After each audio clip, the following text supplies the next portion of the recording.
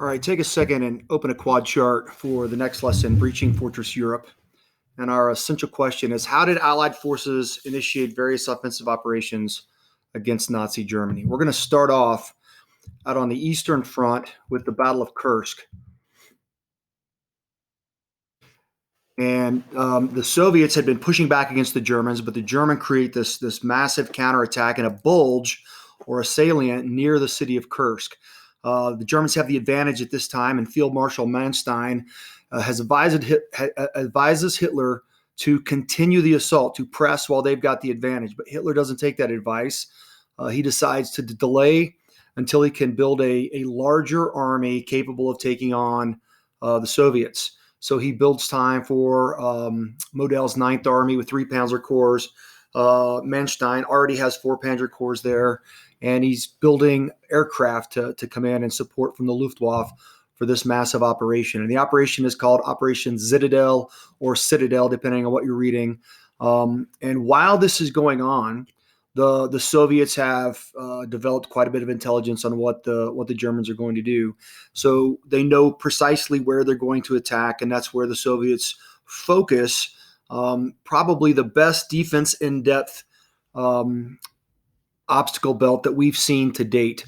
They have over 400,000 landmines. This obstacle belt is 200 miles in depth. And every place that there is a known location, like an intersection, a bridge, or something that they've registered their artillery guns with, they've got pre-planned firing points. So as the Germans assault through and begin breaching these minefields, they are under constant artillery barrage and anti-tank guns. So it really works out as in the Soviets' favor that Hitler decides to delay, and this allowed them to put this together. Once the Germans begin to falter, the Soviets have pre-planned counterattacks that are there to really place attrition warfare and exhaustion on the Germans, and that's exactly what they do. Here you see the German assault going in toward here's Kursk, and this is known as a double pincer. So you see the bulges built kind of coming around Kursk, and then on both sides they come together and try to bring their forces and merge in the center of Kursk, and that's called a double pincer operation. Here's another view of it from a little bit further out. You can see again how the forces are moving in and around Kursk to try to surround it and cut it off from everything else. And it brings us to really what is the largest tank battle in the history of modern warfare. The Soviets have over 5,000 tanks. The Germans bring in just over 2,000 tanks. So there's a little bit of a numerical advantage there. But look at the numbers of troops. The Soviets have just under 2 million to 780,000 of the Germans. And this is really over 2-to-1 advantage on the Soviet side. It's a foolish operation for the Germans to have taken on in this place, particularly at this time in the war when they are really at a disadvantage, and the Soviets have developed quite a bit of tactical and strategic knowledge.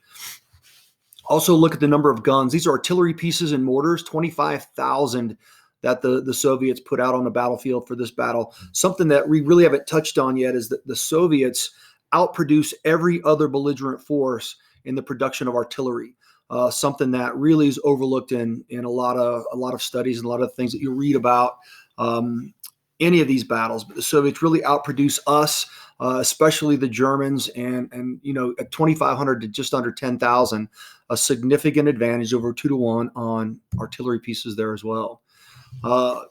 During this battle is the same time that the landings at Normandy are about to take place. With General Eisenhower. So Hitler, in the middle of the battle, has to cancel it and revert his attention back to the Western Front, where he's getting significant pressure coming across the English Channel. This becomes the final German offensive on the Eastern Front. And for the remainder of the war, at least on the Eastern Front, they're completely on the run and defensive in nature. So why did the Soviets win? First of all, like I emphasized a second ago, the numerical superiority. They've got reserve forces that can be contributed anywhere that they're receiving pressure from the Germans. Their deep battle doctrine has evolved in defensive nature that developed this massive obstacle belt that was very difficult for the Germans to fight through, and they were constantly being attrited the entire time they were trying to fight through this. And then if you just look over the course of 4 years of warfare, their war education has evolved to the point to where they're on par, both tactically and strategically, with the Germans. Their general officers in the Soviet army are every bit as good as the German field marshals. The soldiers down at the lower levels of the German army can execute tactics independently without officer oversight like they were doing at the beginning of the war. So they fight very much just like the Germans. So Georgy Zhukov and some of his other generals now are in a race to Berlin, and they're pushing the Germans across all fronts, really, as they're falling back off of the Eastern Front. The named operation for this is Operation Bagration, and that's what we see as Stalin presses the Germans back. At the same time, we're assaulting across the English Channel with the Normandy landings. His objective is Minsk. That's the center of Army Group Center. And he's able to accomplish this with a little bit of deception. So they leak information to the Germans that they're going to attack in the south and head down toward the Balkans. And the Germans reinforce their forces down there and leave Army Group Center a little bit under resourced. So that's where they experience the heaviest casualties, losing about 50% of 17 divisions that are there. Here in this map, we see it's Eastern Europe, Operation Bagration. On the right in blue are the Soviet forces or our friendly forces. On the left in red are all of the German forces. We see this dotted line coming through here at the start of the operation. And then we see, really only about 5 weeks later, how far they've pushed the Germans back off of the Eastern Front. Again, the named operation is Bagration. And the result of this is really the Soviets pressing all the way in and taking over Germany. In a strategic, I think, bit of genius, Stalin decides to halt the Red Army attacks near Warsaw, Poland. In Poland at the time were several anti-communist and anti-Nazi partisans that would have fought both sides. They didn't want the Russians to come in. They also didn't want the Germans to be there. So he allowed the Nazis to fight these partisans instead of him having to fight him himself. And ultimately, the Nazis, destroy the partisan factions before the Russians come in. And then as soon as that's over, Stalin picks back up and continues his press on towards Berlin. Now, shifting back to the Western Front, we'll see the beginning of the D-Day landings under codename Operation Overlord. By this time in 1944, we've been able to achieve really logistic superiority over the Germans. We've built up several forces and logistical supplies to resource the operation in Great Britain. General Eisenhower is going to be the overall commander, and the British forces, General Montgomery, is the ground forces commander, with Omar Bradley being the commander of U.S. troops on the ground. Hitler believes, and I think rightfully so, that we're going to invade at a place called the Pas de Calais. The Pas de Calais is right up here, and it's the closest place across the English Channel from Great Britain to France. And it makes kind of a lot of sense that if we were going to assemble up here, it would be the fastest way to get across the English Channel. Obviously, we choose to attack down here in Normandy. But we kind of reinforce Hitler's belief with this a couple of ways. We build a huge logistical supply base that's completely fictitious right across the channel from France on the Pas de Calais. It's Patton's army, right? That's what Hitler thought was going to attack from there. So that's what we let him believe. We built bases there. Everything was out of plywood and canvas and tents. There were huge inflatable tanks so that it appeared from the air that there was an army amassing there to attack across the Pas de Calais. Another thing that we did is that the aircraft would fly across the channel here, and they would drop really just like flak or garbage trash that was metal. And it gave a radar signature that there was a lot of activity going on in this area. So consequently, this was the heaviest fortified areas in Western France. And this is where Hitler spent the most of the time building up his defenses. Not that the Normandy beaches weren't well defended, because they were, but the Pas de Calais is where he expected it. So that's where the majority of his efforts went to, building those defenses. General Montgomery asked for 5 shore landings, which he gets, and he wants them flanked by 2 airborne divisions that are going to drop on each side of those beaches and behind enemy lines in an attempt to cut off any reinforcements from the Germans. Here's some key objectives on the beaches we were looking for. We must be within fighter aircraft range of aircraft in southern England. This is to provide close air support for the troops that are doing their assaults and assault bombardment of the beaches. There needed to be at least one major port within reach. And interestingly, this didn't happen. So we built what was called a Mulberry port in southern England and actually floated across. These are great big floating concrete piers that would be assembled together just off the beaches at Normandy, and it would calm the seas there and allow for flat water operations for the entire duration of our assault, and then follow on logistical support operations as well. They need landing beaches suitable for prolonged operations, which means they need to be flat at some part and then deeper as they get further out. But they needed to be flat at the point we were going to conduct our landings. And then there had to be suitable roads that will allow us to quickly access with our armored vehicles deeper into France. And then the beach defenses needed to be capable of suppression by aerial bombardment and naval guns. And all of this happens at the location in the beaches of Normandy. What was Hitler doing at the time? So Hitler maintained really control over the Wehrmacht and all of the reserve forces that would be deployed in Western France, just in case he was surprised, which he was, on where the Americans and the Allies were going to attack. Field Marshal von Rundstedt was overall in control of all of Western Europe. And Erwin Rommel, who had escaped from North Africa when we defeated him down there, was in charge of the beach defenses. Now, he asked Hitler to commit all reserve forces to him to deploy as he sees fit, but Hitler refused to do that. A critical, I think, strategic mistake by Hitler by not getting those forces in, which allowed them to be outside of where we were going to conduct our airborne assaults.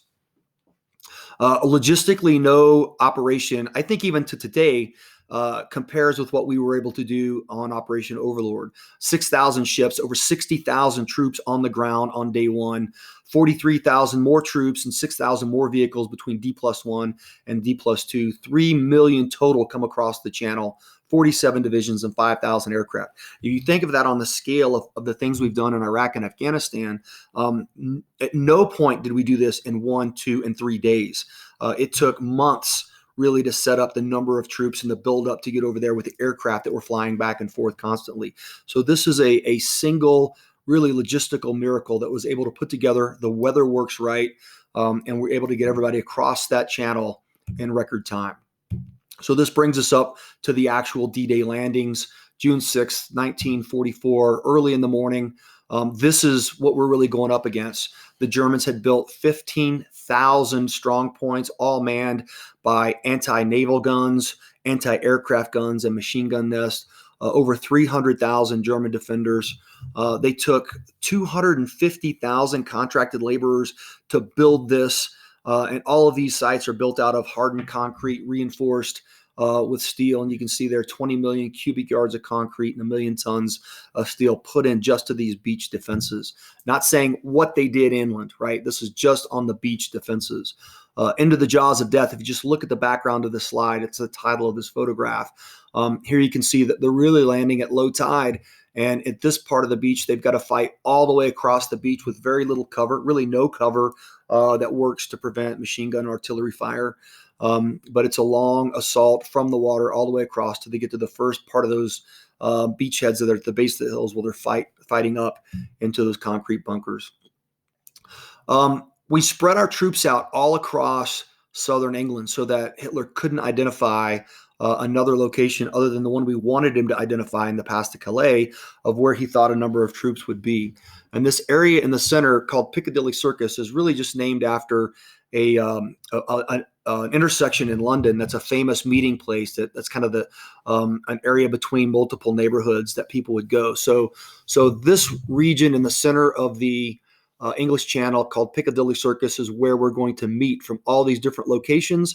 All the ships come together in a massive naval armada, and then we're going to assault to the 5 beach heads across the English Channel. And you see this flanked by the 6th British Airborne Division and the U.S. 82nd and 101st Airborne Divisions jumping into their drop zones, both to the flank of those beaches and behind enemy lines beyond where they're going in. Here's the 5 beachheads. Gold, Juno, Sword, and Utah honestly go off fairly easily. Omaha Beach is the beach where we have the most resistance, and really what we when we see and we hear of things talking about the assault on Normandy at D-Day, Omaha Beach is where the majority of the bad things really start to happen.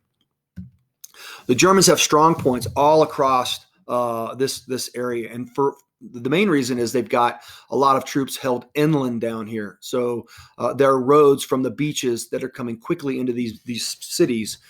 So they build these strong points to defend those roads to keep any enemy attack from getting inland quickly and allowing the German reinforcements to get in. Or at least that's their plan.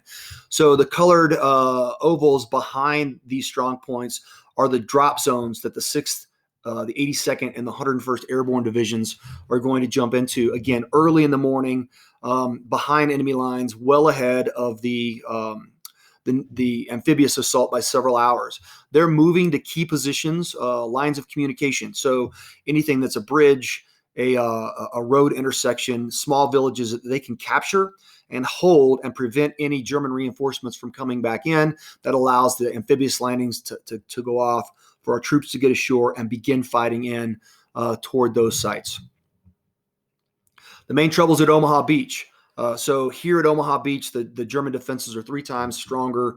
There's 4 times as many troops, and again, in this location, it's where there's a lot of German forces just inland. So they're really reinforcing that area, so those roads can't be taken and quickly overwhelm those German forces. On these beaches, we have 1 combat experienced division, 1 division that's never seen any combat, and 9 Ranger companies that are coming in on that assault. Here we see the various beaches on Omaha Beach. The most fierce fighting takes place right here on Dog Green. And Dog Green, if you remember the beach landing scene from Saving Private Ryan, which we'll watch in class next week, that's where the most fierce fighting took place over on Omaha Beach. And it's where a lot of the memorials to U.S. forces are located. Incidentally, that's where the flag right over here over my right-hand shoulder was taken out and dipped into those waters. It's really considered to be a sacred place amongst the U.S. military for the tragic loss of life that happened in taking over those beachheads. But here you can see, again, the roads coming in for those areas. There's just so many accesses and high avenues of approach that the Germans had to spend a lot of time and effort defending those beaches. General Bradley is personally in command of this assault at Omaha Beach. As he takes over 2,500 casualties, he really considers withdrawing. It's just too much. And had he withdrawn, perhaps General Eisenhower would have withdrawn all of the troops that had already taken the other 4 beaches and called off the operation, which would have had a significant altercation on how this war would have played out, especially on the Western Front. Across all of these beaches, there were several different types of beach obstacles. The obstacle in this photograph is called a steel tetraedrylon. And you can imagine as you're going across a beach without any cover that you would try to hide behind anything that would provide a little bit of support or stopping German machine gun fire. But this particular obstacle is made out of angle iron. And by nature, it's designed to ricochet the bullets down. So what may have had a psychological impact on individuals trying to find some type of cover and shielding from German machine gun fire really was something that the Germans were aiming at, even though maybe they couldn't see the troops around it, because they knew that the bullets would ricochet down and into those soldiers that are trying to find that cover. Again, all of these beaches go off by midnight on June 6th, and they are taken over. There are some gaps that have to be worked through, and we'll talk about how we bridge those gaps in the next lesson. But for now, I want to talk a little bit about this particular operation right here, Pointe du Hoc. At Pointe du Hoc, the 2nd Ranger Battalion actually was responsible for taking over this position. And you can see in this schematic that they're all cliffs that lead up to the top of Pointe du Hoc. So in places, they're up to 200 meters high. On top of this, are gun positions. They had an anti-aircraft position and an artillery position that was designed to shoot out at the naval ships. And it had overwatching fire all the way to the north of all of the beaches. So it was an important location that we take down. And the Ranger was given the specific mission to scale these cliffs and go remove those guns from action so that the rest of the beach landings could go off kind of unscathed. This is what Point the Hawk looks like today. And all of those craters are craters left by a massive aerial bombardment that went on just before the operation to scale these cliffs. Here you can see the flat beaches where the landing craft would have come in. Here's an observation post and a main anti-aircraft position right back here. What we didn't know is that the Germans, as this was being attacked, they thought it was going to be a prime source for air attack. So they disassembled the guns and they moved them back into these orchards back here. But they cut down trees and replaced the guns with these large, tree stumps or logs that still looked like there were guns in there. So deception being played on the Allies by the German really made us continue to think that this was a target that had to be assaulted, and it's exactly what we did. We bombed it. The Germans the Ranger Battalion assaulted it, and each of these positions had German machine guns placed in there with machine gun crews and quite a bit of resistance as we fought across. Here you can see the type of ascent that the Rangers were doing. How would you like to be the first guy at the top of this cliff, right? You've got to climb and scale the cliff, sink the rope or the rope ladder in, and pull security while under constant fire by German machine guns. So it took a little bit of time to get a few people up there to pull security, take out those first bunkers before they could really rapidly assault and get the rest of the companies up. Another shot looking kind of down from cliff level. Again, at places, these are 200 meters high.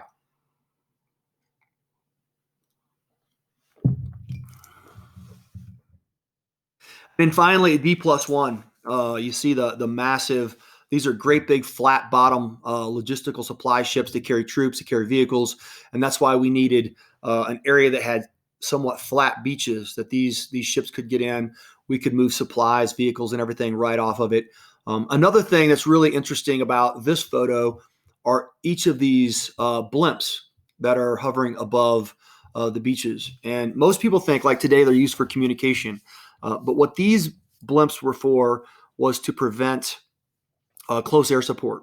So they carry these blimps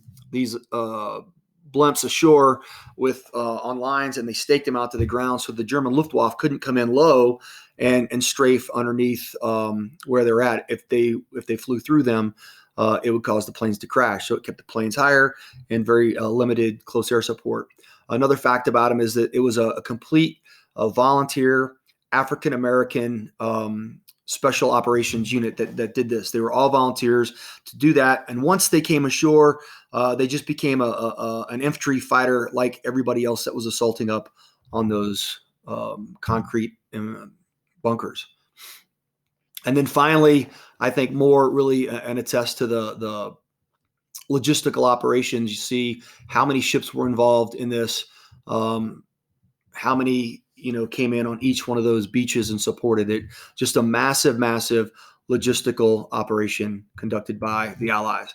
Now, when you come back to class, we're going to assume that General Bradley pulled out those the forces from Omaha Beach, and that resulted in General Eisenhower calling off the entire operation.